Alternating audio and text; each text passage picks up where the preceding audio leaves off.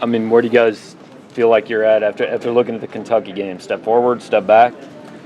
It's probably the same story that you've heard from a lot of guys. There's a ton of small things that not necessarily you can digest as like watching it on TV, but when you go back and watch the film over and over again, just like that might have been something that popped up in the week, and we need to focus a little more on in practice, and that's what we're going to do this week.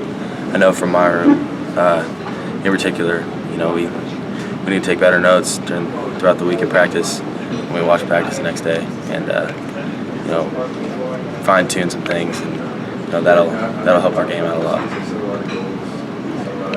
Coach said that the run game helps open up the offense a lot more when it has success. Do you feel that at quarterback? Do you feel when you can have, DeMaria and Ish and others going, that it helps you at your position? Yeah, with the type of offense we're running, as far as, seeing the box and seeing people out of the box or seeing people in the box, when our run game starts to, pound some guys, they'll end up putting a few more dudes inside the box, or even rotate a safety down if they feel like they need to have a little extra help.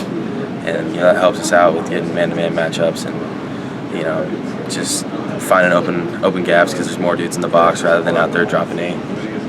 Did it surprise you that South Carolina upset Tennessee on Saturday?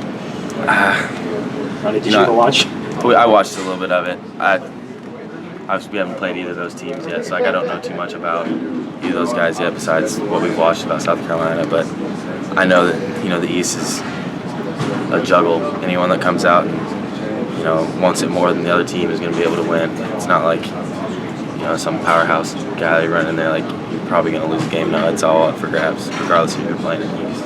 What do you look at preparing for South Carolina? Is it them from last year, or is it what Coach Muschamp did at Florida, or a little of both? We haven't. Our first meeting tonight with the quarterbacks is tonight, but I'm sure it might be a little bit of both. Probably watch a little bit of Muschamp as well. I don't think we'll watch too much of the stuff that from last year as far as our game against them. It's a whole different offense and a whole different coaching staff, but that'll be tricky as far as how to prepare for it. You go back to that one. Obviously, I mean, that was your first start. Is that correct? I mean, just can you take yourself back a year? I mean, how much has changed, and take us back to what you're thinking that week before playing them. Yeah, it took me. I think it was Sunday I found out that I was playing.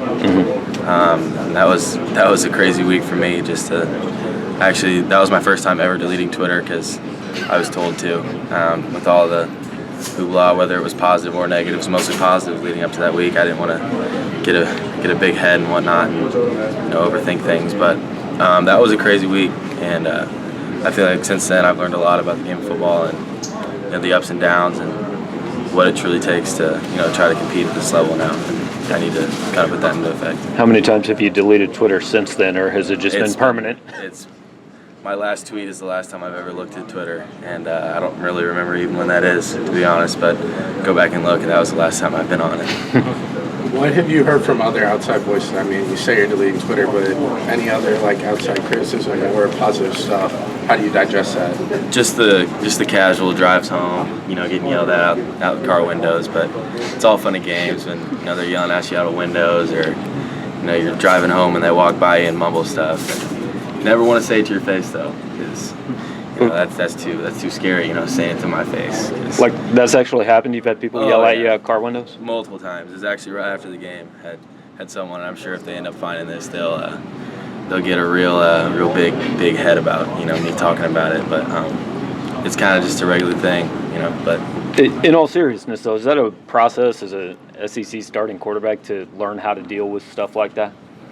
Yeah, it's definitely different than going back to your high school and talking to your best buddies about the game, like you're fine, rather than hearing all the criticism about all of what's going on. But no, you definitely just got to push it out because those guys are drunk during the games and whatnot. They might not have even been at the game. Better yet, in my shoes on the field. But yeah, I imagine your coach is. You've seen some of the criticism he's taken as well. How does he kind of block that out? Do you guys talk about any of that, or is it just no? We keep that out. We have a certain amount of people that we feel like we need to engage with during the week to kind of limit all that, and that's never brought up in the meeting room. And I never really talked about it ever with you guys, obviously, but something came up about it. You see any change in Coach Odomer? I mean,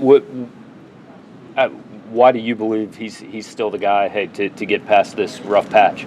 Yeah, because just the resilience that he has in our team meeting yesterday. He pulled up a couple clips about guys playing hard, harder than the average college football player would play, and just preached that. And there was, he didn't keep a modest voice. He let his opinion out and yelled at us a little bit. But we need that. There's a certain aspect of kind of the world getting a little soft today, and we needed to get it yelled right at our face. Do you have to remind yourself sometimes, like last year you were scoring 3 points against Florida and Vanderbilt and 6 against Georgia, and even when you guys have struggles, do you have to remind yourself that you guys still are kind of trending up this year? Yeah, it's obviously a whole different ball game from, like you said, 3 to 21 or 7 or whatnot, but in the end, stats don't really matter about points. Is what we've come to realize, that it really only matters about if you're going to win a football game or not, because people can look back at who you are as a quarterback or who you are as a wide receiver or lineman or whatnot, and they're not going to remember you threw for 3,000 yards in a season. They're going to remember that you were such and such, because you could throw for 1,000 yards and go undefeated, and they're going to remember that you went undefeated, not that you only threw for 1,000 yards, kind of deal.